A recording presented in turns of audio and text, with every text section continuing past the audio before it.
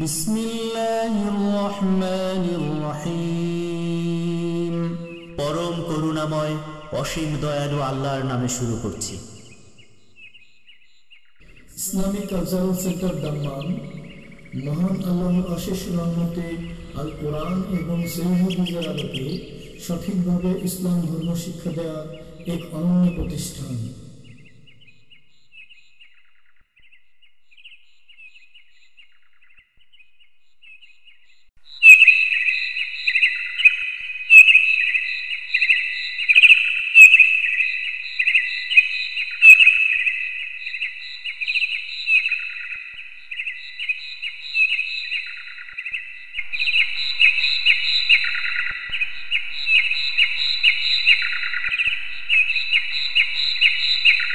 বিসমিল্লাহির রহমানির রহিম। পরম করুণাময় অসীম দয়ালু আল্লাহর নামে শুরু করছি। ইসলামিক কালচারাল সেন্টার দাম্মাম মহান আল্লাহর অশেষ রহমতে আল কোরআন এবং সহিহ হাদিসের আলোকে সঠিকভাবে ইসলাম ধর্ম শিক্ষা দেওয়া এক অনন্য প্রতিষ্ঠান।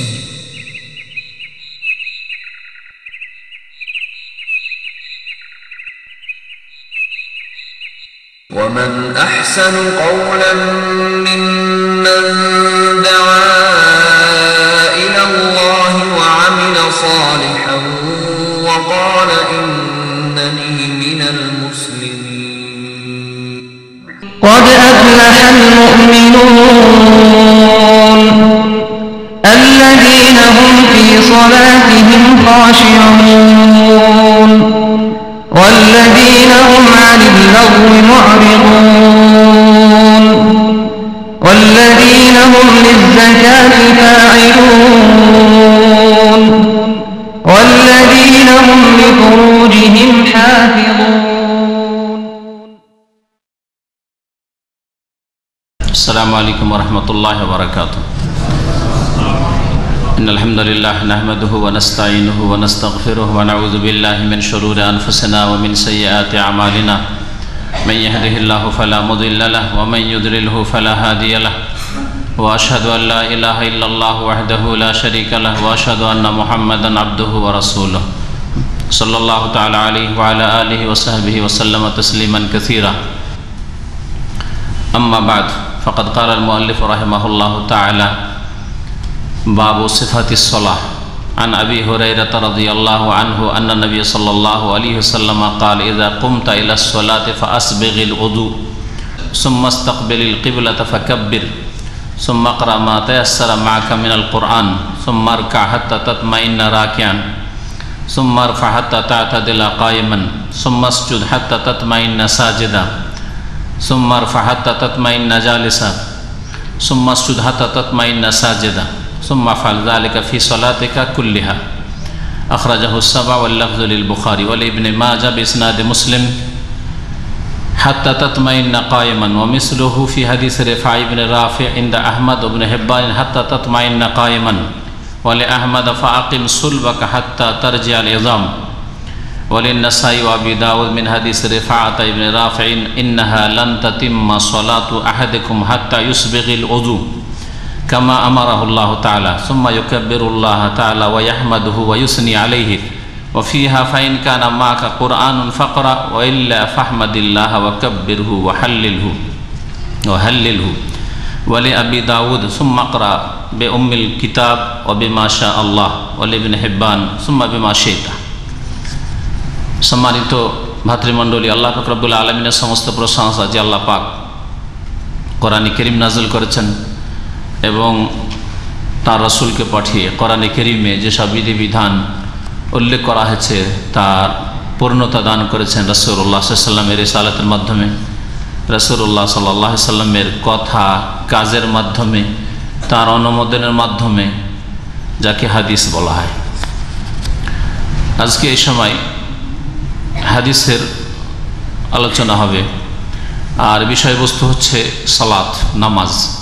আজকে নামাজ সম্পর্কে আমরা প্রথম আলোচনা শুরু করব। এই বছরে যে হাদিসগুলি বুলুগুল মারামে নবী করিম সাল্লাল্লাহু আলাইহি সাল্লামের সালাত সম্পর্কে, নামাজ সম্পর্কে লেখক উল্লেখ করেছেন, সেই হাদিসগুলি পেশ করব এবং তার সাথে সাথে আরও বেশ কিছু হাদিস যেগুলি তার সাথে বিষয়বস্তুকে সম্পূর্ণ করার জন্য প্রয়োজন সেগুলিও ইনশাআল্লাহ তাআলা পেশ করব।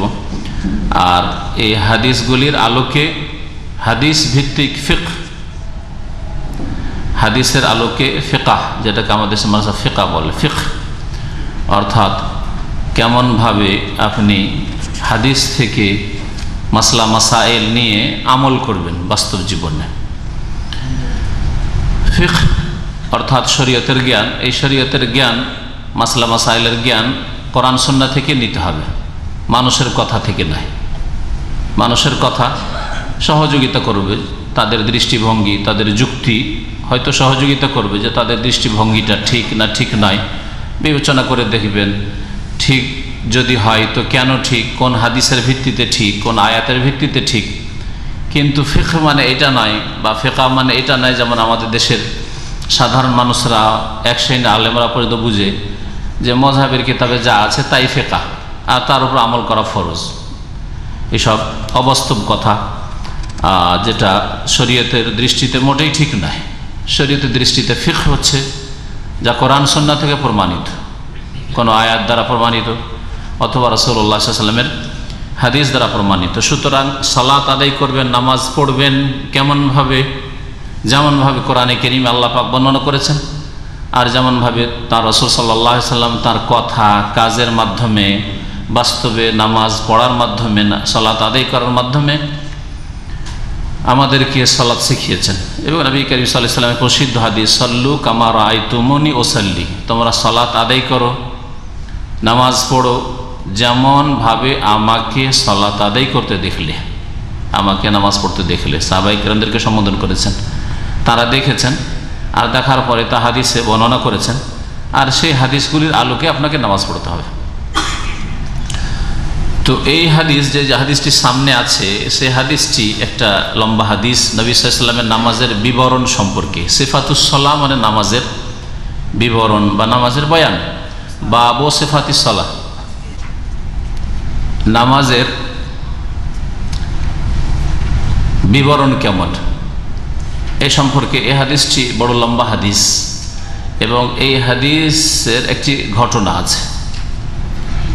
সেই ঘটনাটি হচ্ছে, এমন এক ব্যক্তি, নতুন মানুষ, যে নবী করিম সাল্লাল্লাহু আলাইহি ওয়াসাল্লামের নামাজ স্বচক্ষে কোনোদিন দেখেননি।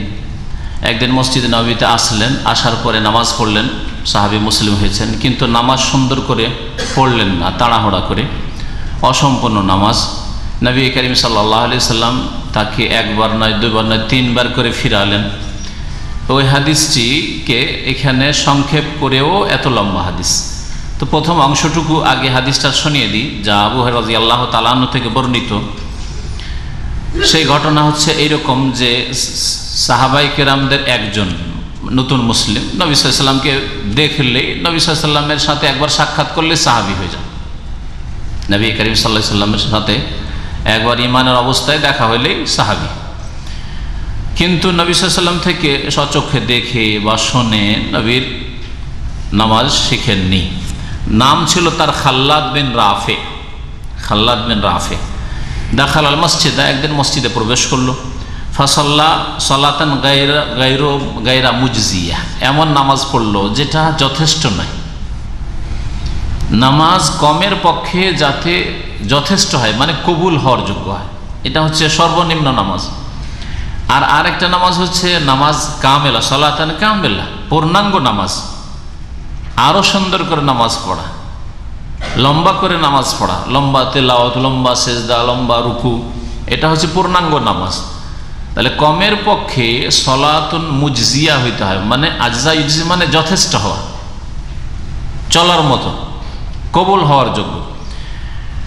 আর এর নিচে যদি হয়, যা অধিকাংশ লোকের নামাজ আজকাল আমাদের সমাজে, তাড়াহুড়ার নামাজ, জলদি করে নামাজ পড়া, সেজদা থেকে উঠে না বসে আবার সেজদা ঠুকে দেওয়া, রুকুতে সোজা না হয় রুকুতে একটু গিয়ে রুকুতে উঠলো, সোজা দাঁড়ালো না, ধাই করে আবার সেজদায় চলে গেল।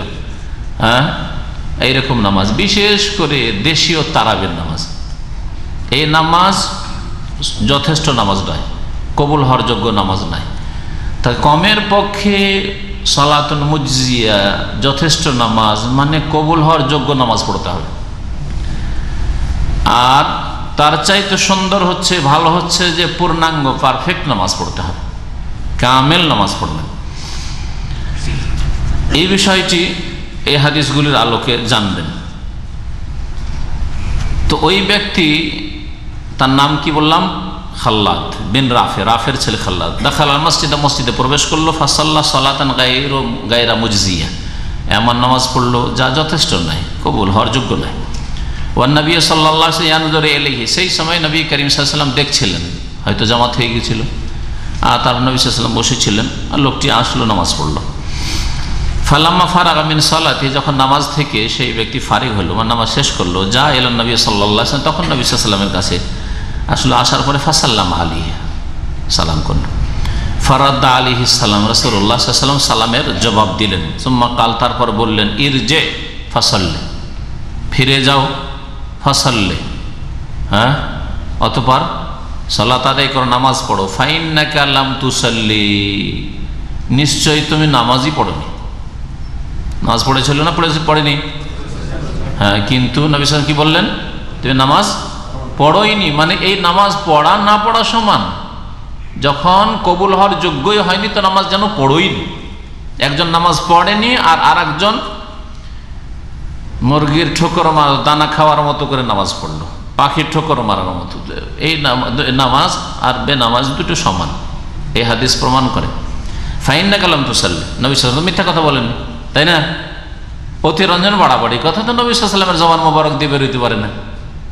ফাইন্নাকা লাম তুসাল্লি, তুমি নামাজই পড়োনি, মানে যে বেনামাজি নামাজ পড়েনি, আর তুমি নামাজ পড়েছো কিন্তু কবুল হওয়ার যোগ্যই নয়, দুটোই সমান। সুতরাং তুমি নামাজ যেন পড়োইনি। আল্লাহ পাক যেই নামাজ মিনিমাম চেয়েছেন, যেটা চলার মতো, সেই নামাজ তুমি পড়োনি। ফাইন্নাকা লাম তুসাল্লি, ফারাজা, লোকটা ফিরে গেল। ও আমেলা ফি সালাতিহি সানিয়া কামা আমেলা ফি সালাতিল উলা, দ্বিতীয়বার আবার নামাজ পড়লো যেমন প্রথমবার নামাজ পড়েছিল, তাতেও তাড়াহুড়া ছিল, নিশ্চয়ই একটু ভালো করার চেষ্টা তো করেছে। কারণ একটা মানুষের তো কমন সেন্স আছে, তাই না? যদি শরীয়তের জ্ঞান নাও থাকে তো একটা মানুষের সাধারণ জ্ঞান আছে না নেই? যদি আপনাকে বলা হয় যে কাজটা করলেন ঠিক হয়নি, যান আবার করেন, একটু ভালো করার চেষ্টা তো করবেন। তো এমন নয় যে আগে যে নামাজ পড়েছে হুবহু ওইরকমই নামাজ পড়েছে, কিছু ঠিক করার চেষ্টা করেছে হয়তো। সুম্মা জাআ নবী সাল্লাল্লাহু আলাইহি ওয়াসাল্লাম, তারপরে আবার নবী সাল্লাল্লাহু আলাইহি ওয়াসাল্লামের কাছে সেই সাহাবী আসলেন। ফাকাল আল্লাহু, নবী সাল্লাল্লাহু আলাইহি ওয়াসাল্লাম তাকে বলেন, ইরজে ফাসাল্লি ফাইন্নাকা লাম তুসাল্লি, ফিরে যাও, পুনরায় নামাজ পড়ো। ফাইন্নাকা লাম তুসাল্লি, তুমি নামাজই পড়ো না। আবার গিয়ে নামাজ পড়লো, আবার ফিরে এসে সালাম করলো, নবী সাল্লাল্লাহু আলাইহি ওয়াসাল্লামের জবাব দিলেন। তারপরে আবার বললেন, ইরজে ফাসাল্লি ফাইন্নাকা লাম তুসাল্লি, ফিরে যাও, হ্যাঁ, আবার নামাজ পড়ো, কেন তুমি নামাজই পড়োনি। সালাসা মাররাত, 3 বার করে নবী সাল্লাল্লাহু আলাইহি ওয়াসাল্লাম ওই লোকটিকে ফিরিয়ে দিলেন। 3 বার করে লোকটি নামাজ পড়লো।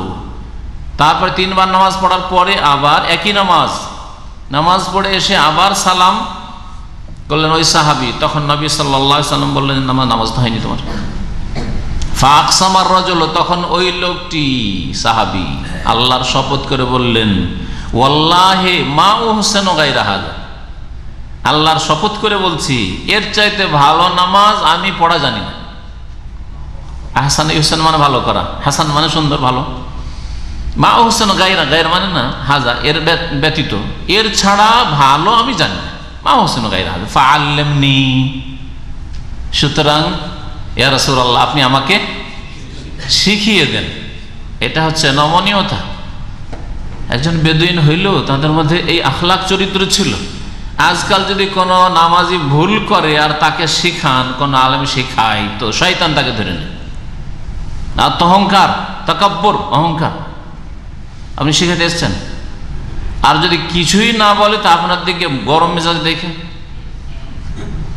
ওকে বলছেন যে আপনার নামাজে তো এটা ঠিক করলেন না, আপনি নামাজ তো পড়লেন, এটা তো ঠিক হলো না, হ্যাঁ, আপনি যে এত তাড়াহুড়া নামাজ পড়ে এটা ঠিক হলো না।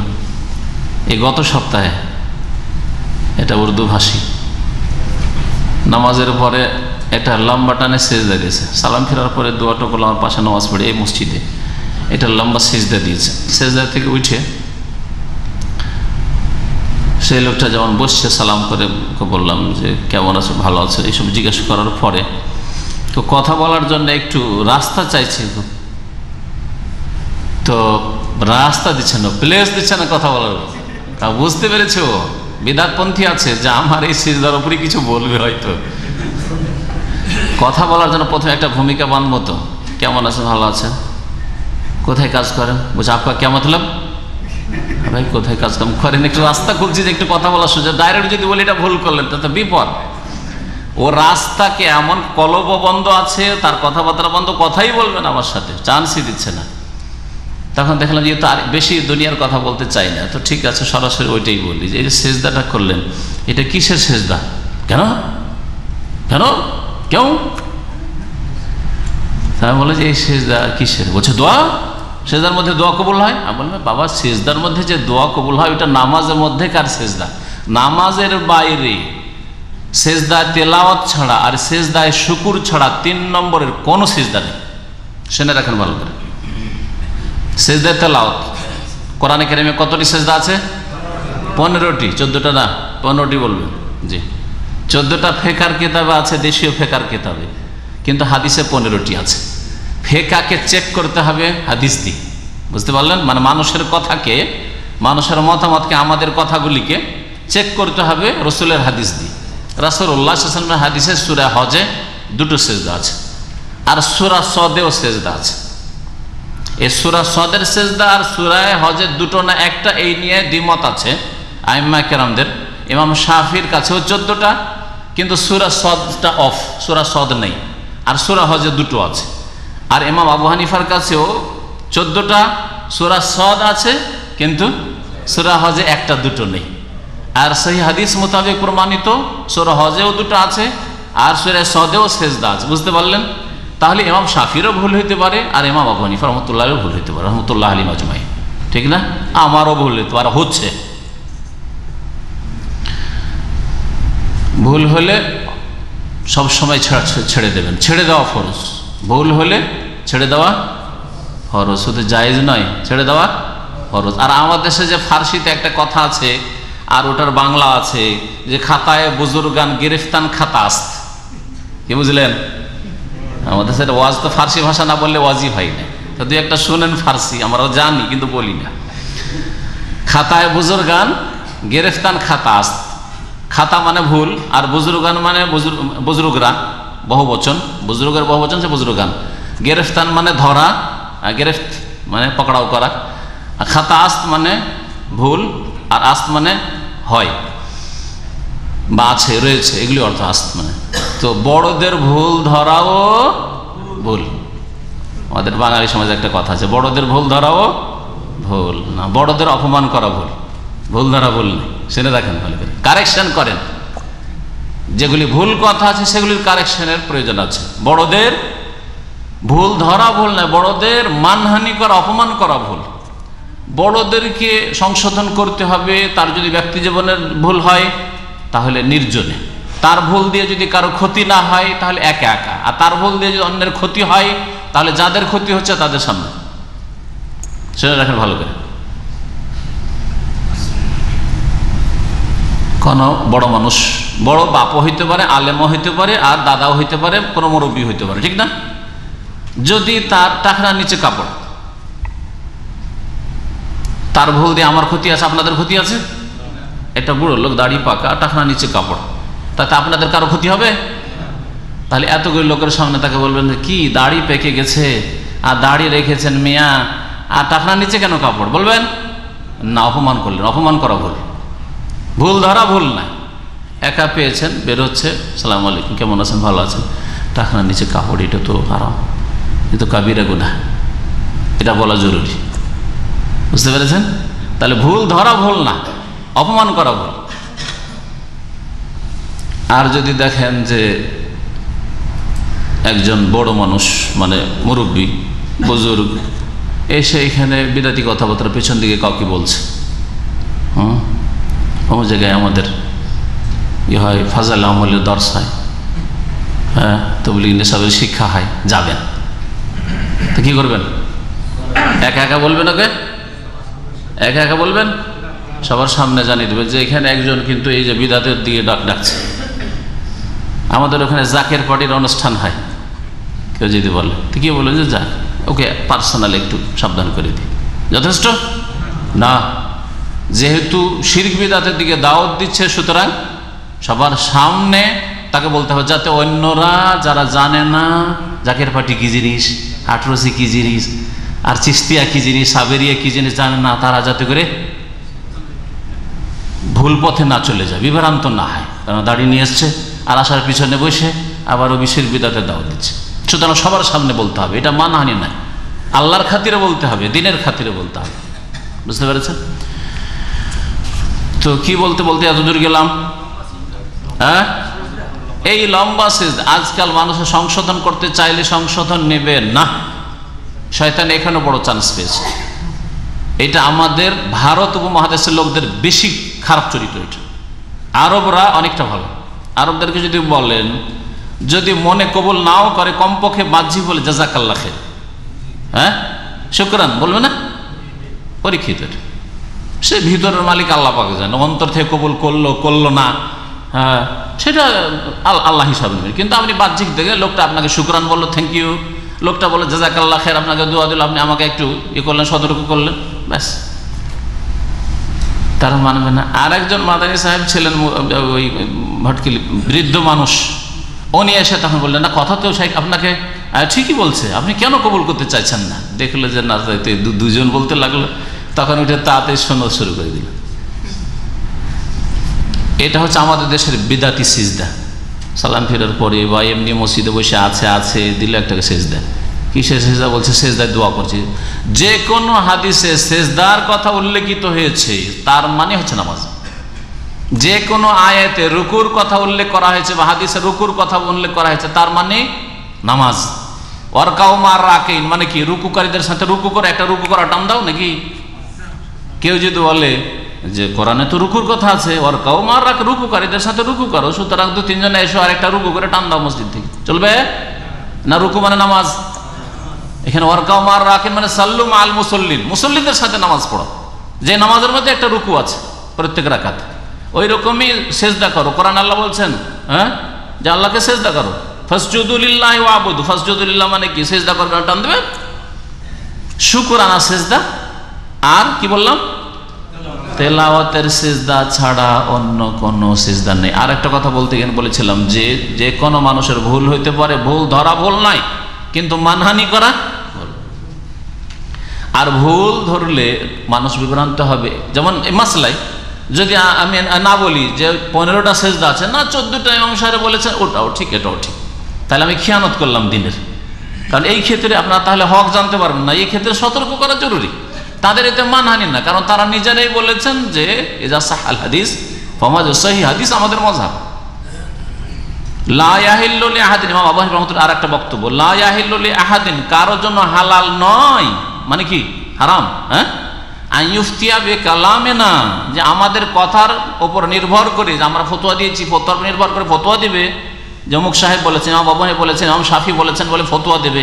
মালাম ইয়ারিফ, যতক্ষণ পর্যন্ত জানবে না, মিন আইনা কুলনা, কোথা থেকে এই কথাটি বললাম, কোন আয়াতের ভিত্তিতে বললাম, কোন হাদিসের ভিত্তিতে বললাম, বুঝলেন না? তাহলে তারা বলেছেন যে ফতোয়া দিতে চাও তো আমাদের কথার উপর নির্ভর করে ফতোয়া দিও না যে অমুক সাহেব বলেছেন, বরং ফতোয়া দিবেন কিসের ভিত্তিতে? কোনখান থেকে, কোন উৎস থেকে নিয়েছেন, কোন আয়াত থেকে মশলাটা নিয়েছেন, কোন হাদিস থেকে মশলাটা নিয়েছেন। তো এইরকম আমাদের দেশে অনেক কথায় ভুল আছে, বড়দের ভুল ধরা ভুল, এ কথাটা ভুল। এইরকমই আল্লাহর বিনা কি, বিনা হুকুমে গাছের পাতা ডনে না, কথাটা ঠিক না ভুল? ভুল। এই কথার সংশোধন আছে, আল্লাহর বিনা ইচ্ছাই গাছের পাতা ডনে না, হুকুম না, হুকুমের জায়গায় ইচ্ছা ঠিক, আর হুকুম লাগালে ভুল। আর কেমন করে এটা ভুল আর কেমন করে সহি, এগুলো অনেক সময় আলোচনা করেছে, ওদিকে গেলে হাদিস দর শেষ হয়ে যাবে, আর আজকে আবার পানি নেই, আর একটা কথা। ওই জন্য তাড়াতাড়ি সারতে হবে, যাতে আপনারা খেয়ে দিয়ে নিজের উজুর ব্যবস্থা করেন কোথা থেকে, আল্লাহ পাক সব কিছুর ইসলাহ করেন। তো নবী করিম সাল্লাল্লাহু আলাইহি ওয়াসাল্লামকে ওই ব্যক্তি শপথ করে বললেন যে ওয়াল্লাহি, আল্লাহর কসম করে বলছি, মা হোসেন গায়রা হাযা, এর চাইতে ভালো জানি না, ফাআল্লিমনি, সুতরাং শিখিয়ে দেন। শিখতে চাওয়া, না জানলে শিখতে চাওয়া, এটা জ্ঞানীর পরিচয়। নবী করিম সাল্লাল্লাহু আলাইহি ওয়াসাল্লাম বলেছে ইন্নামা শিফাউল ইয়ে আস-সওয়াল, অজ্ঞতার চিকিৎসা হচ্ছে জ্ঞানীকে জিজ্ঞাসা করে নেওয়া। আপনি জানেন না, আপনার মধ্যে রোগ আছে, সুতরাং এই রোগের চিকিৎসা হচ্ছে আস-সওয়াল, মানে সওয়ালু আহলিল ইলম, আলেমকে, জ্ঞানীকে, কোরআন সুন্নাহ যে জানে তাকে জিজ্ঞেস করে নাও, যে আপনার চাইতে বেশি জানে তাকে জিজ্ঞাসা করে নাও। নবী করিম সাল্লাল্লাহু আলাইহি ওয়াসাল্লাম তখন তাকে নামাজের শুরু থেকে শেষ পর্যন্ত বিশেষ করে যেগুলি ফারায়েজ, ফরজ, নামাজের রুকুন, ওয়াজিবাত, ওগুলো শিখিয়েছেন। এই হাদিসে যে বিষয়গুলো উল্লেখিত হয়েছে সেগুলো অধিকাংশ হচ্ছে রুকুন। নামাজের মধ্যে 3 রকমের বিষয় রয়েছে।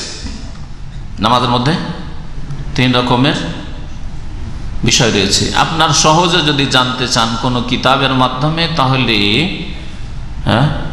আদ-দুরুসুল মুহিম্মা, আরবি কিতাবের নাম, ছোট্ট একটা পুস্তিকা, শেখ ইবনে বাজ রহমাতুল্লাহ আলাইহি, যার বাংলা অনুবাদ আমি করেছি। কিতাবটার নাম হচ্ছে জনসাধারণের জন্য গুরুত্বপূর্ণ শিক্ষা।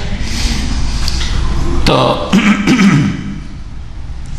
ওতে আপনারা পেয়ে যাবেন। বাকি এই বিষয়গুলি ফিকহের কিতাবে আছে, ফতোয়ার কিতাবে আছে, যে নামাজের মধ্যে প্রথম বিষয় হচ্ছে রুকুন। নামাজের রুকুন মানে নামাজের স্তম্ভ, নামাজের খুঁটি। নামাজের মধ্যে রুকুন হচ্ছে কতটি? 14টি। মাশাআল্লাহ, নিয়মিত ইসলামী সেন্টারের ক্লাসে আসলে এটা ফায়দা। নামাজের রুকুন কতটি? 14টি জানা আছে। চেষ্টা করলে গনে বলতেও পারবেন অনেকে, যারা নিয়মিত এখানে আসেন। আর যারা নামকে আসতে আসেন, মাস 2 মাসে 3 মাসে একবার আসলেন, আর তারপরে বাইরে বলে পড়েন আমি ইসলামিক সেন্টার যাই, নিয়মিত যাই, মানে মাস 2 মাসে একবার আসলে নিয়মিত যাই, ও আবার কি বলবেন? যা 2 মাস আগে, 1 মাস আগে কিছু শুনেছিলেন, ও খেয়ে ফেলেছেন, খিদে লেগেছে, খেয়ে ফেলেছেন, ভুলে গেছেন।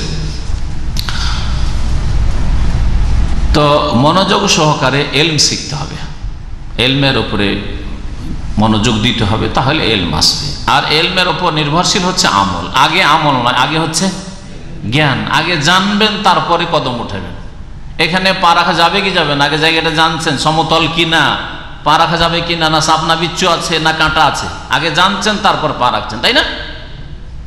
জানাটা হচ্ছে এলম, আর পা রাখাটা হচ্ছে আমল। সবসময় মনে রাখবেন, যে কোনো দুনিয়ার ক্ষেত্রে এটা বলতে হয় না আপনাদের। যে ব্যবসা করতে যাচ্ছেন, যে চাকরি করতে যাচ্ছেন, যে টেকনিক্যাল কাজ, আগে জানছেন, তারপরে ওই কাজে যাচ্ছেন। না জেনে কেউ কাজে যায় না। কমপক্ষে চলার মতো কাজ জানছেন, তারপর এটা শুরু করছেন। তো রাসূলুল্লাহ সাল্লাল্লাহু আলাইহি ওয়াসাল্লাম তখন নামাজের রুকুনগুলি শিখে। নামাজের মধ্যে প্রথম বিষয় যেগুলি হচ্ছে, সেগুলি হচ্ছে রুকুন। রুকুনের কোনো একটি যদি ছুটে যায় আর সেটা আদায় করা আর সম্ভব না হয়, তাহলে সেই নামাজ হবে না। রুকুন ছুটলে, নামাজের রুকুন ছুটলে আর আদায় করতে আর পারলেন না, তাহলে নামাজ হবে না। রাকাতের মধ্যে যদি রুকুন হয়, তাহলে ওই রাকাতটি ক্যান্সেল গেল। যেমন সেজদা, সেজদা হচ্ছে রাকাতের রুকুন, তাহলে ওই রাকাত, যেই রাকাতের সেজদা একটা কমে গেল বা 2টা কমে গেল, রুকু করেননি আপনি, ছুটে গেছে রুকু, তাহলে ওই রাকাতটা গেল। আর তারপরে হচ্ছে ওয়াজিবাত। রুকুনগুলিও ফরজ আর ওয়াজিবগুলিও ফরজ। ওয়াজিব ফরজ কোনো পার্থক্য নেই। এই জন্য রুকুন বললাম প্রথমগুলি 14টা, আর ওয়াজিব হচ্ছে কয়টি? 8টি হচ্ছে ওয়াজিব। এই ওয়াজিব আর রুকুনের পার্থক্য যে ওয়াজিবের কোনো একটা যদি অনিচ্ছাকৃত ছুটে, ইচ্ছা করে ছাড়বেন না, নামাজ হবে না। ইচ্ছা করে ছাড়বে, নামাজ হবে না। অনিচ্ছাকৃত ছুটে যায়, তাহলে তার ঘাটতি পূরণের সুব্যবস্থা আছে, আল্লাহ পাক দিয়েছেন। তা হচ্ছে তার ঘাটতি পূরণের ব্যবস্থা হচ্ছে সেজদায় সহ, ভুলের সেজদা। ভুলে যদি বেড়ে যায়, কমে যায়, সন্দেহ হয়, 3 ক্ষেত্রে সহ সেজদা। কমে গেল, তার মানে কোন একটা ওয়াজিব কমে গেছে, ওয়াজিব ছুটেছে, তাহলে এই ঘাটতি পূরণ করবেন কি দিয়ে? সহ সেজদা দিয়ে। আর এই 14 আর 8 22টি, তাই না? এই 22টির পরে নামাজের শুরু থেকে শেষ পর্যন্ত অনেকগুলি সুন্নাত আছে আর মুস্তাহাব আছে। অনেকগুলি সুন্নাত আছে শোনান, আর সেগুলি হচ্ছে মুস্তাহাব, করলে ফুল নেকি, আর যত কমাবেন তত নেকি কমবে, কিন্তু নামাজ হয়ে যাবে। হ্যাঁ, যদি ফুল আপনি সুন্নত মোতাবেক নামাজ পড়েন তাহলে ফুল নেকি পেলেন আপনি। হ্যাঁ, নামাজের কিছু বাহ্যিক দিক আছে আর কিছু আভ্যন্তরীণ দিক আছে, জাহেরি আছে আর বাতিনি আছে। বাতিনি হচ্ছে নামাজের মধ্যে খুশু, নামাজের মধ্যে বিনয়ী হওয়া, নামাজের মধ্যে একগ্রতা, মন লাগিয়ে নামাজ পড়া, অর্থ বুঝে নামাজ পড়া, যেটা দেখার বিষয় নেই, দেখে বোঝা যায় না। আপনিও নামাজ পড়ে, পাশের লোক নামাজ পড়ছে, দুই নামাজের আন্তরিকতাতে আর অর্থ বুঝায়, আর আল্লাহর সামনে দাঁড়িয়েছি হয়তো এই আমার শেষ নামাজ, এতে আসমান জমিন পার্থক্য। একজন তার দোকানপাটের হিসাব নিকাশ করছে, নামাজ পড়ছে, আর একজন আল্লাহর সাথে এমন ভাবে মগ্ন হয়েছে কথা বলায় যে দুনিয়ার খবর নাই, ঠিক না? তার নামাজের কিছু ভিতরের গুণ আছে, বাতিনি গুণ, আর কিছু হচ্ছে বাহ্যিক গুণ। সেগুলি সুন্নাত মুস্তাহাব যত সুন্দর করে পালন করবেন হাদিসের আলোকে, সেই হাদিসের আলোকে, তত সুন্দর নামাজ হবে। এই তিন রকম বিষয়গুলি ইনশাআল্লাহ তাআলা নামাজের সিফাতে আমাদের আসবে। এই হাদিসটা শেষ করা যাক। নবী করিম সাল্লাল্লাহু আলাইহি ওয়াসাল্লাম যে তালিমটা, যে শিক্ষাটা দিয়েছিলেন ওই খাল্লাদ বিন রাফেকে, ওটাই এই হাদিসে আছে। আন আবি হুরায়রা রাদিয়াল্লাহু আনহু, আবু রাদিয়াল্লাহু তাআলা আনহু থেকে বর্ণিত, আন্না নবী সাল্লাল্লাহু আলাইহি ওয়াসাল্লাম কাল, নবী করিম সাল্লাল্লাহু আলাইহি ওয়াসাল্লাম বলেছেন, ইযা কুমতা ইলা সালাহ। কাকে বলেছিলেন? ওই খাল্লাদ বিন রাফে, মুসিএ সালাত, মানে নামাজ খারাপ করে, ভুল করে যে পড়েছিলেন, যে সাহাবী, না জানার কারণে তাকে শিক্ষা দেওয়ার ক্ষেত্রে বলেছিলেন, ইযা কুমতা ইলা সালাতি ফাসবিগিল ওযু, যখন তুমি নামাজের উদ্দেশ্যে দাঁড়াবে তার পূর্বে তুমি ওযুকে পূর্ণরূপে করো। আসবাগা ইউসবেগো মানে পূর্ণ মাত্রায় সুন্দর করে ওযু করা, ফাসবিগিল ওযু, ওযু সুন্দর করে করো। তাহলে এতে নামাজের পূর্বে, নামাজ এখনো শুরু হয়নি, নামাজ শুরু করার আগে কি করতে হবে? ওযু করতে হবে। এটা শর্ত বর্ণনা করা হয়েছে, এটা হচ্ছে নামাজের শর্ত। নামাজের শর্ত কয়টি বলতে পারেন? 9টি। মাশাআল্লাহ, নামাজের শর্ত 9টি। তার মধ্যে একটি হচ্ছে ওযু, তাহারাত, পবিত্রতা। সুম্মাস্তাকবিলিল কিবলাতা, তারপরে কিবলামুখী হয়ে যাও। কিবলামুখী নামাজ শুরু করার পরে, মানে তাকবীর তাহরিমার পরে হবে না আগে? আগে। নামাজের বাইরে যেগুলি হুকুম আছে জরুরি, সেগুলিকে কি বলে? রুকন বলে না অন্য কিছু বলে? শর্ত বলা হয়, শর্ত। তাহলে ওযু নামাজের জন্য শর্ত, রুকন বলবেন না, নামাজের বাইরে আগেই করতে হবে। এইরকম কিবলামুখী হওয়া নামাজের জন্য শর্ত, নামাজের আগে কিবলামুখী হইতে হবে, তাকবীর তাহরিমা দেওয়ার আগে কিবলামুখী হইতে হবে। এমন নয় যে কিবলা তো এইদিকে, আপনি একটু এদিকে ডান দিকে কাতকুত হয়ে আছেন আর তারপরে আল্লাহু আকবার বলে এদিকে হইলেন, চলবে না। তাকবীর তাহরিমা দেওয়ার আগে কিবলামুখী হয়ে যেতে হবে। ফাকাব্বির, তারপরে কি করো? তাকবীর দাও। ফাকাব্বির, তাকবীর দাও। নবী সাল্লাল্লাহু আলাইহি ওয়াসাল্লাম বললেন যে নিয়ত পড়ো। হ্যাঁ, তালাফফুজ বিন নিয়া, নাওয়াইতু পড়ো। তালাফফুজ বিন নিয়া মানে নামাজ নিয়ত উচ্চারণ করো। আছে হাদিসে? কোন আলেমকে যদি বলে যে নিয়ত পড়া মুস্তাহাব, তাহলে তাকে বলেন যে আপনার মত পর্যন্ত সময় দিয়েছে শেখ মতিউর রহমান, আপনার মত পর্যন্ত সময় দিয়েছে, 1 বছর 2 বছর না, মরা পর্যন্ত সময়। যে কোনো একটা হাদিসে নামাইতো পড়া আছে, যতদিন বাঁচেন সময় থাকলো একটা হাদিস দিতে হবে, সহিহ হাদিস আছে, একটা হাদিস দিতে হবে। চলেন জয়ীফ হাদিস, আর একটু ডিসকাউন্ট দিল, জয়ীফ হাদিস দলিল নাই, তারপর নেই সেই জন্য দিলাম, সুযোগ না হলে দিতাম না, কারণ জয়ীফ হাদিস দলিলই নয়, আসলে দুর্বল, যে বিশ্বস্ত সূত্রে প্রমাণিত হইল না, ও দলিলই নয় আসলে। তারপরে যেহেতু নাই, জয়ীফও নেই, সেই জন্য একটু ছাড় দিলাম। হ্যাঁ, জাল বানিয়ে নিতে পারে, জালের দরজা কিয়ামত পর্যন্ত খোলা আছে।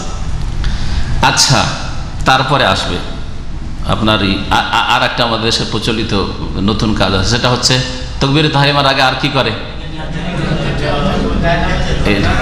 নাওয়াইতোটা আগে পড়ে না, জায়নামাজের তো আগে পড়ে, জায়নামাজের দোয়া আগে। তাহলে তাদের নামাজ আমাকেও শিখতে হবে বলার জন্য আপনাদেরকে, কারণ এই নামাজটা হাদিসে নাই, সুতরাং পাইনি। তো জায়নামাজের দোয়া পড়ার নেই, আসছে ওই দোয়া কখন পড়তে হবে, তখন ইনশাআল্লাহ তাআলা আগামী সপ্তাহে বিস্তারিত শুনবেন। ইন্নী ওয়াজহাতু ওয়াজহিয়া লিল্লাযী ফাতারাস সামাওয়াতি, যে দোয়াটি আছে সহিহ মুসলিমের হাদিস, হাদিসে আছে সহিহ হাদিস, কিন্তু পড়ার জায়গাতে তারা ভুল করেছে, তাকবীরের আগে নয়, সেই জন্য পরে আগামী সপ্তাহে বিস্তারিত আলোচনা হবে তাকবীরের পরে সানার জায়গায়। ব্রেন খুলেন তাহলে বুঝতে পারবেন যে কোনখানে ভেজাল আছে। হ্যাঁ, ভেজাল এই সৌদি আরবের কোরআন হাদিসের শিক্ষাতে এখানে ভেজাল আছে না দেশে যে শিক্ষা সে ভুল শিক্ষা দেওয়া হচ্ছে ভেজাল আছে, বুঝতে হবে। তাহলে যদি নিয়ত পড়তে হয় তো সব কিছুতেই পড়তে হবে। হ্যাঁ, সমস্ত নেক আমলে পড়তে হবে। বাপমার কাছে টাকা পয়সা ড্রাফ করছেন, এখানে সাংবাদিকের পাশে ড্রাফ করছেন, না হয়তো পড়েন না? কেন না হয়তো পড়েন না? ওটা নেকির কাজ, সওয়াবের কাজ নয়? বরং ওটাও তো ফরজ। বাপ মায়ের সেবা করা, বাপ মায়ের খেদমত করা, বাপ মায়ের কাছে এলাজের জন্য, খাওয়া দাওয়ার জন্য টাকা পয়সা পাঠানো, ওটাও তো ইবাদত নাকি? ওয়াবিল ওয়ালিদাইনি ইহসানা, ইবাদতের পরে আল্লাহ বলেছেন আল্লাহ তা'বুদু ইল্লা ইয়াহু ওয়াবিল ওয়ালিদাইনি ইহসানা। তো ওয়ালিদাইনের সাথে ইহসান করার জন্য তো টাকা পাঠিয়েছেন। যাই হোক, নবী করিম সাল্লাল্লাহু আলাইহি ওয়াসাল্লাম কি শিখালেন ওই লোককে? ফাকাব্বির, তাকবীর দাও। নামায় তো শিখাননি, ইক্তাদায় তো বিহাযাল ইমাম শেখাননি, আনা ইমামুল লিমান হাজার আমাল, একাই নামাজ শুরু করেছে ওই লোকটি। দেখো এটা বইলে শুরু করো, কারণ হইতে পারে তোমার পিছনে কেউ আসতে পারে, ঠিক কিনা? টিভিতে যেসব ইসলামিক টিভিতে, বাংলাদেশে কয়েকটা ইসলামিক টিভি, ইসলামের নামে টিভি আছে, তো ইসলামিক টিভিতে যেসব বক্তারা আসছে, আর আবার অনেকে তাদের মধ্যে বিদআতপন্থী আছে যারা নিয়ত পড়ার সমর্থনে আছে, তাদেরকে জিজ্ঞাসা করছে আপনারা তো ওখানে নেকির কাজে আসছেন, তো ওখানে বলছেন যে আনা মুদাররিসুন লিমান হাজারা ফি টিভি ওয়ামান লাম ইয়াহজুর, আমি আলোচনা করছি যারা টিভিতে এখন হাজির হয়েছেন, টিভির সামনে, পর্দার সামনে, আর যারা এখন আসেনি, কিছুক্ষণ পরে আসবেন, 10 মিনিট যাওয়ার পরে, তাদেরও আমি দরস দিচ্ছি, তাদেরও ইসলামিক আমি স্পিচ দিচ্ছি। বলছেন তারা, কেন বলেন না? আল্লাহ পাক যেন তাদেরকে বুঝার তৌফিক দান করে। ওইখানে বলা লাগে না, আর নামাজে বলা লাগে। এর আগে বলেছি যাকাতে কোনো ব্যক্তি বলেন না, জাকাত দেওয়ার সময় বলে যে না হয়তো জাকাতা, তো নামাজ যেমন ফরজ, জাকাত ওইরকম ফরজ। শুধু নামাজে বলেন, আর রোজাই বলেন, আর হজে বলেন। কালেমা পড়াই বলেন আমি নিয়ত করছি কালেমা পড়ার, হ্যাঁ বলছেন কখনো? অথচ কালেমা পড়া হচ্ছে ইসলামের প্রথম রুকন, নামাজের আগে।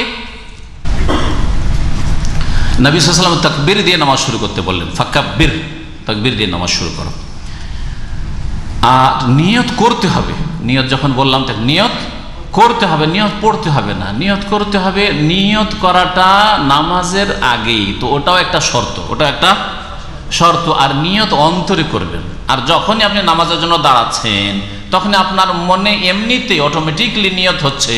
হ্যাঁ, নিয়ত মানে অন্তরের সংকল্প, ইচ্ছা। ইচ্ছা কি? আমি এখন নামাজ শুরু করতে যাচ্ছি, তাই না? এর নাম হচ্ছে নিয়ত। আসলে আলাদা করে ওর জন্য 10 সেকেন্ড সময় দিয়ে দাঁড়াইতে হবে, তারপরে না, 5 সেকেন্ডও নেই ওর জন্য। এমনিতে যেমনই দাঁড়াচ্ছেন, একামত হলো, দাঁড়িয়েছেন, অথবা নিজে একা নামাজ পড়ছেন, দাঁড়িয়েছেন, কিবলা মুখ হয়েছেন, তখনই যে নিয়তটা হচ্ছে আমি কি করছি এখন, ওটার নামই হচ্ছে নিয়ত। এর জন্য পৃথক আলাদা সময় লাগেন। এই নিয়ত অবশ্যই আছে, অন্তরের নিয়ত করা, অন্তরের সংকল্প, ইচ্ছা করা, এটা শরীয়তে আছে। ফাকাব্বির, নামাজ শুরু হবে তাকবীর থেকে। সুম্মা ইকরা মা তায়াসসারা মাকা মিনাল কোরআন, অতঃপর তুমি পাঠ করো তোমার সাথে যা সহজ হয় কোরআনের থেকে। কোরআনের যে অংশটুকু তোমার জন্য সহজ হয় তা পাঠ করো। এখানে একদল সুযোগ পেয়ে গেল যে কোরআনের যা সহজ হয় তাই পাঠ করতে বলা হয়, তাহলে সূরা ফাতিহা পড়া ফরজ নাই, সূরা ফাতিহা পড়া রুকুন নাই, ওয়াজিব তাদের কাছে। ইমামের জন্য পর্যন্ত তাদের কাছে সূরা ফাতিহা পড়া ফরজ, রুকুন নাই। সুতরাং ইমামও যদি সূরা ফাতিহা না পড়ে, তাদের নামাজে কি করে? তাকবীর দিল, আর দেওয়ার পরে যদি কোরআনের যেই কোনো জায়গা থেকে ছোট্ট 3টি আয়াত পড়ে, আর রহমান আল্লামাল কোরআন খালাকাল ইনসান, আল্লাহু আকবার, রুকুতে চলে গেল, নামাজ হয়ে যাবে তাদের কাছে। বুঝতে পেরেছেন? কিন্তু মনে রাখবেন যে একটি আয়াত আর একটি আয়াতের তাফসীর করে, একটি হাদিস আর একটি হাদিসের তাফসীর করে। ভালো করে মনে রাখবেন। এই হাদিসের শেষে আসছে, আবু দাউদে আছে, সুম্মা ইকরা বিউম্মিল কিতাব, ওই ব্যক্তিকে নবী করিম সাল্লাল্লাহু আলাইহি ওয়াসাল্লাম বলেছেন অতঃপর তুমি পাঠ করো তাকবীর দেওয়ার পরে উম্মুল কিতাব। উম্মুল কিতাব কাকে বলে? কিতাবের মা বা কিতাবের মূল। উম্মুন মানে মাও হয়, উম্মুন মানে মূল, শেকড়। কিতাবের মূল হচ্ছে সূরা ফাতিহা, কোরআনে কারীমের মূল, যা দিয়ে শুরু হয়েছে। আর কোরআনে কারীমে যা কিছু আছে তার দিকে সূরা ফাতিহা ইঙ্গিত আছে। হক বাতিলের লড়াই, হক থাকবে বাতিল থাকবে দুনিয়াতে, হকপন্থী পুরস্কৃত আর বাতিলপন্থী গজবপ্রাপ্ত আর গুমরাহ দল্লিন। আল্লাহ পাক সূরা ফাতিহা উল্লেখ করেছেন। আর এই বিষয়টা গোটা কোরআনে কারিমে পেশ করা হয়েছে। হকপন্থীরাকে আল্লাহ সম্মানিত করেছেন, নূহ আলাইহিস সালাম, ইব্রাহিম আলাইহিস সালাম, মুসা আলাইহিস সালাম, ঈসা আলাইহিস সালাম। বাতিলপন্থী নূহের জাতি, আদের জাতি, আদ জাতি, সামুদ জাতি, লূত আলাইহিস সালামের জাতি, তারপরে আপনার ফেরাউন ইত্যাদি সবগুলিকে বাতিলপন্থী আল্লাহ পাক তাদেরকে ধ্বংস করেছেন। তাদের ঘটনা বলি আল্লাহ কোরআনে বয়ান করেননি? তাহলে সূরা ফাতিহা এই জন্য গোটা কোরআনে কারিমের মূল। তো একটি হাদিস আর একটি হাদিসের ব্যাখ্যা করে। তারপরে হাদিসের ক্ষেত্রে মুহাদ্দিসিন কিরামদের নিকটে রিওয়ায়াত বিল মানা, মানে নবী সাল্লাল্লাহু আলাইহি ওয়াসাল্লাম যেই শব্দ বলেছেন সেই শব্দই বয়ান করতে হবে, তার বিকল্প শব্দ মানে তার অর্থ পেশ করা যাবে না, এমন কড়া শর্ত লাগানো। এইরকম শক্ত শর্ত লাগালে অনেকে হয়তো নবী সাল্লাল্লাহু আলাইহি ওয়াসাল্লামের শব্দটা মুখস্থ রাখতে পারেনি, কিন্তু ভাব অর্থ জানা আছে, ভাবটা পেশ করতে পারবে কিন্তু শব্দ পেশ করতে পারবে না, তাহলে হাদিসটা ভয়ে বয়ানই করতো না, তাহলে হাদিসটি থেকে যেটা আমাদের কাছে পৌঁছিত না। বুঝতে পারছেন কথা? যেমন উদাহরণ দিই, আমি যে ভাষা দিয়ে বলছি সেই ভাষা দিয়ে আপনি আমার কথাটা পেশ করতে পারবেন, কিন্তু আমার কথাটা ভাবটা আপনার ভাষা আপনি পেশ করে দিতে পারবেন।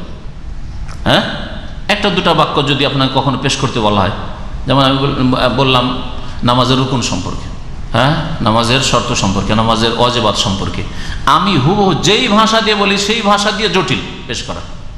কিন্তু আপনাকে যদি বলা হয় যে নামাজের রুকুন কয়টা, তা আপনার ভাষা আপনি পেশ করে দিতে পারবেন, কারণ শুনলেন একটু আগে, ঠিক না? এটাকে বলে রিওয়ায়াত বিল মানা, মানে ভাবটাকে রিওয়ায়াত করা, বর্ণনা করা। তো মুহাদ্দিসিনে কেরামরা ভাব নবী সাল্লাল্লাহু আলাইহি ওয়াসাল্লামের কথার ভাব বর্ণনা করাকে জায়েজ করেছেন। সূরা ফাতিহা পাঠ করো, এরই ভাব হচ্ছে, বিকল্প শব্দ হচ্ছে যা সহজ হয় তা পাঠ করো। দুটোতে কোনো বিরোধ নেই, দুটোতে কোনো বিরোধ নেই। কেমন করে বিরোধ নেই? এই জন্য বিরোধ নেই যে ভাষ্যকারগণ উলামায়ে কেরাম বলেছেন যে সবচাইতে সহজ সূরা হচ্ছে সূরা ফাতিহা, সবচেয়ে সহজ সূরা হচ্ছে সূরা ফাতিহা। কারণ নবী সাল্লাল্লাহু আলাইহি ওয়াসাল্লাম এক হাদিসে বলেছেন যে সূরা ফাতিহা পাঠ, উম্মুল কিতাব পাঠ করো। আর এক হাদিস আছে ইকরা মা তায়াসসারা মিনাল কোরআন, যা সহজ হয় পাঠ করো। তাহলে একটা হাদিস আর এক হাদিসে তাফসীর করে, সুতরাং সবচেয়ে সহজ আমরা ধরবো কি? সূরা ফাতিহা। আর এটা বাস্তব, এটা ছোট ছেলেকে আপনি সূরা শিখাতে লাগেন, প্রথম কোন সূরা মুখস্থ করে? সূরা ফাতিহা। এটা নিউ মুসলিমকে আমরা মুখস্থ করাই, সূরা ইখলাস, নাস, ফালাকের আগে সূরা ফাতিহা মুখস্থ হয়, সূরা ফাতিহা মুখস্থ হয়। সূরা ফাতিহা সবচেয়ে সহজ সূরা আল্লাহ পাকের নিকটে, জি, জারি আল্লাহ পাক কোরআনে কারীম শুরু করেছেন। ওয়ালাকাদ ইয়াসসারনাল কোরআনা লিযিকর, আল্লাহ পাক কোরআনকে সহজ করেছেন উপদেশ গ্রহণের জন্য। যখন কোরআনকে আল্লাহ পাক সহজ করেছেন, সবচেয়ে সহজ যেটা মুখস্থ করার দিক থেকে, অর্থ বোঝার দিক থেকে, সেই সহজ সূরাটি প্রথমে আল্লাহ পাক রেখেছেন। সুম্মারকা, তারপরে রুকু করো, হাত্তা তাতমাইন্না রাকিআন, এমন কি তুমি রুকুতে প্রশান্তির সাথে অবস্থান করবে, রুকুতে ইতমিনানের সাথে, স্থিরতার সাথে তুমি রুকু আদায় করবে।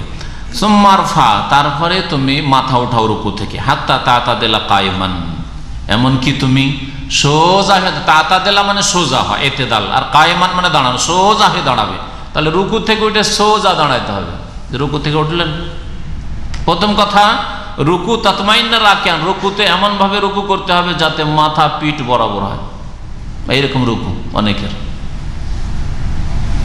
না, এরকম চলবে না।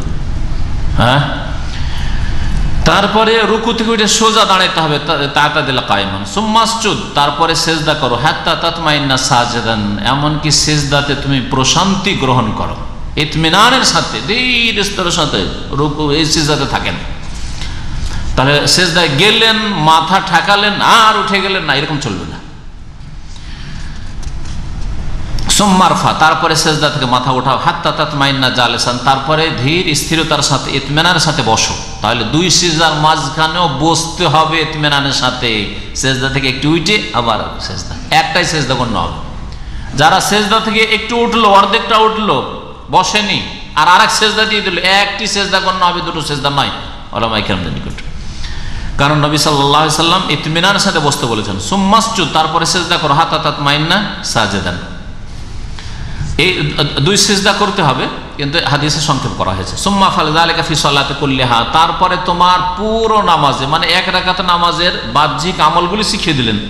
এখানে নবী করিম সাল্লাল্লাহু আলাইহি ওয়াসাল্লাম ভিতরে কি পড়তে হবে না হবে ওই সব, তাসবিহ, রুকুর তাসবিহ, সেজদার, দুই সেজদার মাঝখানে, তারপরে রুকু থেকে উঠিয়ে, এসব কিছু শেখাননি। এটা পুরো নামাজ। আখরাজাহুস সাবআ, এই হাদিসটি 7 জন মুহাদ্দিস বর্ণনা করেছেন। কে? ইমাম ইবনে হাজারের নিকট, লেখকের নিকট 7 জন ইমাম বললে ইমাম আহমদ, আর তারপর 6টি কিতাবের সংকলক, ইমাম বুখারী, মুসলিম, আবু দাউদ, নাসাই, তিরমিজি, ইবনে মাজাহ, 7টি কিতাব আছে। ওয়াল্লাফযুল বুখারী, শব্দগুলি বুখারীর, তাহলে শব্দের পার্থক্যের সাথে আছে, কিন্তু ভাব অর্থ মোটামুটি কাছাকাছি। ওয়ালি ইবনে মাজাহ, ইবনে মাজাহতে আছে বিসনাদে মুসলিম, ইমাম মুসলিমের সনদে, হাত্তা তাতমাইন্না কায়মান, দাঁড়িয়েও সোজা দাঁড়াবে, ইতমিনান, তাহলে দাঁড়ালেন আর চলে গেলেন সেজদা, এরকম না। অমিসলাহ, আর এইরকমই আছে ফি হাদিসে রেফা ইবনে রাফে, রেফা ইবনে রাফে বর্ণনা করেছেন ইমাম আহমদের নিকট, ইবনে হিব্বানের নিকট, হাত্তা তাতমাইন্না কায়মান এই শব্দ আছে। বলে আহমদ, মুসনাদ আহমদে আছে ফাআকিম সুলবাকা, তোমার পিঠটাকে রুকু থেকে সোজা করো, রুকু থেকে উঠে। সুলমুন মানে হচ্ছে পিঠ, এই পৃষ্ঠদেশ, তোমার পিঠটাকে সোজা করো। হাত্তা তারজিয়াল এজামো, এমনকি হাড় হাড্ডিগুলি যাতে করে আপন আপন জায়গায় ফিরে যায়। দেখেন বাঁকাহে থাকলে কিন্তু হাড্ডি আপন জায়গায় নেই, বাঁকাহে আছে, তো যখন সোজা হয়ে যাবেন যে হাড্ডি যেখানে ছিল সব পৌঁছে গেল আপন জায়গায়। এটা বলা হয়েছে হাদিসে। ওয়ালিন নাসাই, নাসাইতে আছে, আর আবু দাউদ আছে মিন হাদিসে রেফা ইবনে রাফে, রেফা ইবনে রাফের হাদিসে, ইন্নাহা লাম তাতিম্মা সালাতু আহাদিকুম, তোমাদের কারো নামাজ সম্পূর্ণ হবে না, হাত্তা ইউসবিগাল উযুআ, যতক্ষণ পর্যন্ত উযু সম্পূর্ণ না করবে সুন্দর করে, কামা আমারাহুল্লাহ তাআলা, যেমন ভাবে আল্লাহ পাক হুকুম করেছেন। আল্লাহ পাকের হুকুম কেমন? হুজুর, আগে পায়ের কথা, আগে মাথার কথা, আগে মুখমণ্ডলের কথা। সুতরাং গোসলের পানি মাথায় ঢাললেন, আর বলেন গোসল তো করেছি, উযু না করলে কি হবে, অঙ্গগুলি তো ধোয়া হয়ে গেছে, আর ওই গোসল দিয়ে নামাজ পড়ে নিলেন, যেমন এক ফতোয়া আছে, এটা ঠিক নাই। তারতিব যেইভাবে আল্লাহ পাক উল্লেখ করেছেন সেইভাবে আপনাকে উযু করতে, গোসলের আগে যদি উযু করে নেন আর তারপরে গোসল করেন তাহলে অসুবিধা নেই। সুম্মা ইউকাব্বিরুল্লাহ তাআলা, তাহলে উযু করার পরে কি করবে? আল্লাহ পাকের তাকবীর পাঠ করবে, আল্লাহু আকবার, তাকবীর বলা হয়েছে। সুতরাং অন্য কোন আল্লাহ পাকের গুণবাচক কোন বাক্য দিয়ে নামাজ হবে না। কেউ যদি আল্লাহু আকবার না বলে, আল্লাহু আযীম, আল্লাহু জলিল, আল্লাহু আজাল, আল্লাহু আযম, চলবে? চলবে না, চলবে না, না? কিন্তু কিছু ফিকার কিতাব আছে চলবে, চলবে কথা। আল্লাহর যে কোনো রকমের সানা হইলেই চলবে। আল্লাহু আকবার বলা শোনা, নবী করিম সাল্লাল্লাহু আলাইহি ওয়াসাল্লামের জীবনে বা সাহাবায়ে কেরামদের জীবনে কোন একজন সাহাবী পর্যন্ত কোনদিন এইরকম করে নামাজ পড়েনি। তাকবীর দিয়ে নামাজ পড়েছে, মানে আল্লাহু আকবার দিয়ে নামাজ পড়েছে। সুবহানাল্লাহ না, নামাজ এরকম পড়েনি। আলহামদুলিল্লাহ না, এরকম করে নামাজ পড়েননি। আল্লাহু আকবার, আল্লাহু আযম না, নামাজ পড়েননি এরকম। এমনকি আর এক ফতোয়ায় আছে, আতাউর রহমান ভাই সামনে আছে কিন্তু দাওরা হাদিস পাস, সেই জন্য বলছি, আছে না ফার্সি ভাষায় নামাজ হবে, তাকবীর হবে না। আল্লাহ বুজুর্গ বার্তার আস্ত, এটা আল্লাহ আকবরের অর্থ। ফার্সিতে আল্লাহ আকবরের অর্থ হচ্ছে আল্লাহ বুজুর্গ বার্তার আস্ত। আল্লাহ হচ্ছেন বুজুর্গ বার্তার, মানে সবচেয়ে বড়। এইটা বললেও নামাজ হয়ে যাবে। তাহলে যেই মাযহাবের ফিকাতে ফার্সিতে তাকবীর দিলে নামাজ হয়ে যায়, তাদের জুমার খুতবা, ঈদের খুতবা কেন আবার বাংলায় হবে না? আমার প্রশ্ন থাকলো তাদের কাছে, জবাবটা তাদের কাছ থেকে চাই। যাদের ফিকার কিতাবে আছে যে সূরা ফাতিহা বিল লুগাতিল ফারসিয়াতে, নুরুল আনওয়ারে আছে, ফিকার কিতাবে আছে, ফতোয়ার কিতাবে আছে, আলেম ফাজেল, আর তারপরে দাওরা, এসব কিতাব কওমি মাদ্রাসাতেও পড়ানো হয় সব কিতাবাদি, যে ফার্সি ভাষায় সূরা ফাতিহা পড়লেও নামাজ হয়ে যাবে। যে মাযহাবে, তাদের কাছে বাংলা ভাষায় বা ফার্সি ভাষায় আরবি ছাড়া জুমার খুতবা কেন চলবে না, ঈদের খুতবা কেন চলবে না? এই মুসলিম জাতিকে দিনের জ্ঞান থেকে এইভাবে বঞ্চিত কেন রেখেছে? বছরে 52টা সপ্তাহে 52টা জুমার মাধ্যমে আমাদের মন্ত্রী, মিনিস্টার আর পুঁজিপতি যারা কোনো আজ মাহফিলে আসবে না, কিন্তু জুমায় আসবে, ঈদে আসবে, তারা দিন সম্পর্কে যথেষ্ট জ্ঞান হাসিল করতে পারতো না? তাহলে এতে থেকে বঞ্চিত রাখেনি? জবাব দিতে হবে কিয়ামতের দিনে, যে নিজের মযহাবে সূরা ফাতিহা ফার্সিতে জায়েজ, তাকবীরে তাহরিমা ফার্সিতে জায়েজ, আর আবার জুমার খুতবাটাই শুধু নাজায়েজ। হ্যাঁ, জুমার খুতবা নাজায়েজ। জুমার খুতবা নবী সাল্লাল্লাহু আলাইহি ওয়াসাল্লাম কখনো আরবি ছাড়া দেননি, সেই জন্য নাকি নাজায়েজ। তো নবী সাল্লাল্লাহু আলাইহি ওয়াসাল্লাম আর ফার্সিতে সূরা ফাতিহা পড়েছেন নাকি? তাকবীরে তাহরিমা দিয়েছেন নাকি? তারপরে আরো মজার কথা, নবী করিম সাল্লাল্লাহু আলাইহি ওয়াসাল্লামকে সাহাবারা জিজ্ঞাসা করেন, কোনো ফার্সি ভাষায় মাসলা জিজ্ঞেস করেছেন নাকি? বাংলা ভাষায় মাসলা জিজ্ঞেস করেছেন না উত্তর দিয়েছেন? তাহলে আপনাদেরকে আমার কাছ থেকে কোনো মাসলা জানতে হলে আরবিতে সওয়াল করতে হবে, আর আমিও উত্তর আরবিতে দেব। কারণ নবী করিম সাল্লাল্লাহু আলাইহি ওয়াসাল্লাম আরবিতে জবাব দিয়েছেন ফতোয়ার, আর আরবিতে সাহাবীরা জিজ্ঞাসা করেছেন মাসলা।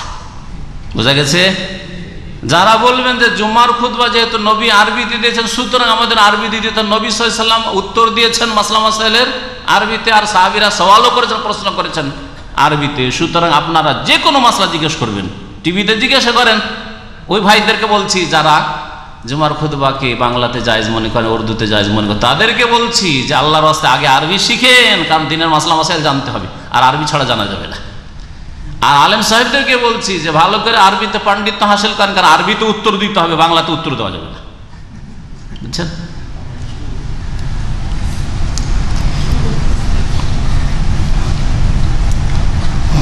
সেটা যখন ঠিক নয়, আসলে সওয়াল জবাব যে কোনো ভাষায় করা যাবে। জুমার খুতবা, ঈদের খুতবাও যে কোনো ভাষায় করা যাবে, যেই ভাষার লোক সেখানে সিংহভাগ, সেখানে সেই ভাষাতে খুতবা হওয়া উচিত, বক্তব্য হওয়া উচিত। খুতবা মানে বক্তব্য, জুমার খুতবা মানে জুমার বক্তব্য, আর ঈদের খুতবা মানে ঈদের বক্তব্য। নবী করিম সাল্লাল্লাহু আলাইহি ওয়াসাল্লাম আরো বলেছেন ওই হাদিসটাই, যে হাদিসটা রিফা বিন রাফে থেকে নাসাই আর আবু দাউদ আছে, ফাইন কানা মাকা কুরআনুন, তোমার কাছে যদি কোরআন থাকে, মানে কোরআন যদি মুখস্থ থাকে, ফাকরা, তাহলে কোরআন পাঠ করো, ওয়া ইল্লা, আর যদি মুখস্থ না থাকে, ফাহমাদিল্লাহ, আল্লাহ পাকের প্রশংসা করো, ওয়া কাব্বিরহু, আল্লাহ পাকের মহত্ব বড়ত্ব বয়ান করো, ওয়া হাল্লিলহু, লা ইলাহা ইল্লাল্লাহ পাঠ করো। এটা কার জন্য? যেই ব্যক্তি নতুন মুসলিম হয়েছে তার জন্য। একটা নাবালক ছেলে 7 বছর বয়সে পড়ে গেছে, এখনো ব্রেন পচা সরা, মুখস্থ হয় না, সূরা ফাতিহা মুখস্থ করতে পারে না, তার জন্য। আর এই নয় যে আপনার বয়স 15 বছর হয়ে গেছে, নামাজ ফরজ 15 বছর, 18 বছর হয়ে গেছে, 20 বছর, বলছে ভাই সূরা ফাতিহা মুখস্থ করা মুশকিল লাগছে, আর তসবিহ এসব মুখস্থ মুশকিল লাগছে, আর হাদিসে তো আছে যদি কোরআন মুখস্থ না থাকে তো কি করো? তাকবীর পাঠ করো, আল্লাহর গুণগান করো, আর আল্লাহ পাকের সানা করো, ইউসনি আলী, হ্যাঁ আলীহে, আল্লাহ পাকের সানা গুণগান পেশ করো। তাই করবেন নাকি? চলবে না, জায়েজ নাই। প্রথম দিন মুসলিম হয়েছে, কালিমা পড়েছে, 50 বছর বয়স, মুখস্থ হইতে 1 সপ্তাহ লেগে যেতে পারে সূরা ফাতিহা, বলবে যে নামাজ পড়িও না, সূরা ফাতিহা মুখস্থ, তারপরে নামাজ, আজকে নামাজ শুরু করো। কি বলবে? আল্লাহু আকবার, সুবহানাল্লাহ, আলহামদুলিল্লাহ, লা ইলাহা ইল্লাল্লাহ, ওই বলে নামাজ পড়বে। যা মুখস্থ আছে, যা আছে তার পেটে, তা দিয়ে নামাজ পড়বে, যতটা তার ইলম আছে তা দিয়ে নামাজ পড়বে। সেই দিকে ইঙ্গিত করা হয়েছে এই হাদিসে। তাহলে হাদিসের বিভিন্ন ভাষাগুলি দিয়ে অনেকগুলো মাসলা আমরা জানতে পারছি, ঠিক না? সবার ক্ষেত্রে সেটা প্রযোজ্য নয়। ওয়ালি আবি দাউদ, আবু দাউদে রয়েছে, সুম্মা ক্রা বি উম্মিল কিতাব, অতঃপর পাঠ করো সূরা ফাতিহা, মানে তাকবীর দেওয়ার পরে, ওই ফাকাব্বিরের পরে, ফাকাব্বির সুম্মা ক্রা বি উম্মিল কিতাব, তারপরে সূরা ফাতিহা পাঠ করো, ওবিমাশা আল্লাহ, আর তারপরে আল্লাহ যতটুকু চান। সূরা ফাতিহা পাঠ করতে অবশ্যই, আর তারপরে যতটা ইচ্ছা কোনো সূরা, আর না হয় বড় সূরা হলে তার কিছু অংশ। বলে ইবনে হেব্বানে রয়েছে সুম্মা বিমা শিতা, আর তুমি তারপরে যা চাও। তার মানে সূরা ফাতিহার পরে অতিরিক্ত পড়াটা হচ্ছে কি? সুন্নাত। সূরা ফাতিহার পরে বাকি তিলাওয়াত, সূরা বা কোনো সূরার অংশ, এটা সুন্নাত, এটা ওয়াজিবাতও নয়, আর এটা রুকনও নয়। এই ছিল হাদিস। আর সময় 2:15 প্রায় কাছে গেছে, তারা আজকে ছেড়ে দিচ্ছি। ইনশাআল্লাহ তাআলা বাকি মাসাইলগুলি আলোচনা, আরও এই মর্মে বেশ কিছু হাদিস এসছে। আর আগামী সপ্তাহে ইনশাআল্লাহ তাআলা 14টি যে রুকুন আর 8টি ওয়াজিবাত নামাজের, আর বাকি সুন্নতগুলি, এই সম্পর্কে আপনাদেরকে জিজ্ঞাসা করব। আর আপনারা যতটুকু দিবেন, আর যদি কৃপণতা বখিলি করেন তো বাকিটা আমি দেবো ইনশাআল্লাহ। ঠিক আছে ইনশাআল্লাহ। তা আগামী সপ্তাহে এটা রিভাইজ হবে ইনশাআল্লাহ। ওয়া সাল্লাল্লাহু আলা নবিয়িনা মুহাম্মদ ওয়া আলা আলিহি ওয়া সাহবিহি।